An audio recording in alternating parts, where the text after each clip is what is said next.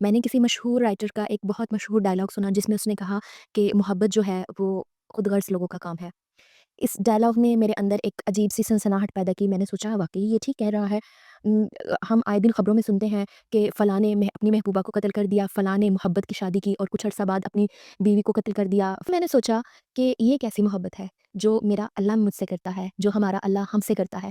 وہ کیسی محبت ہے جس کے صدقے اس نے اتنے خوبصورت پہاڑ بنائے، اس نے اتنی خوبصورت زندگی بنائی، اس نے اتنے خوبصورت زمین و آسمان بنائے، اور حد تو یہ ہے کہ اس نے ہمیں نبی پاک صلی اللہ علیہ وآلہ وسلم کا امتی بنا دیا۔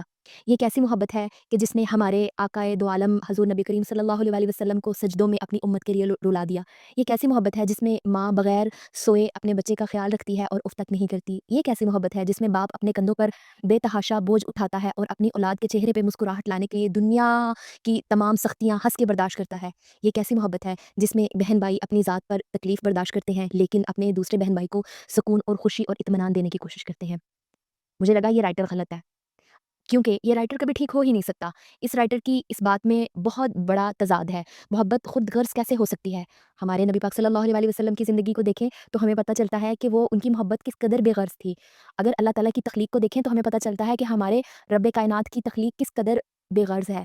اللہ تعالیٰ نے کبھی نہیں کہا کہ تم میرے پاس آؤ کیونکہ میں نے تمہارے لیے یہ چیزیں پیدا کی ہیں، نہیں۔ ہم جتنے مرضی گناہ کرتے ہیں، جتنے مرضی برے کام کرتے ہیں، اور ہم ایک دفعہ جا کے اسے کہتے ہیں کہ یا اللہ پاک میں تیری خدمت میں حاضر ہوں۔ ہم نے محبت کا کوئی تقاضا پورا نہیں کیا ہوتا، ہم نے اس کے ساتھ اس محبت میں کوئی خود غرضی نہیں دکھائی ہوتی، لیکن اس کے باوجود جب بھی ہم اس کے سامنے پیش ہوتے ہیں اور وہ ہمیشہ باہیں پھیلا کے ہمیں کہتا ہے کہ میرے بندے میں تیرے ساتھ موجود ہوں۔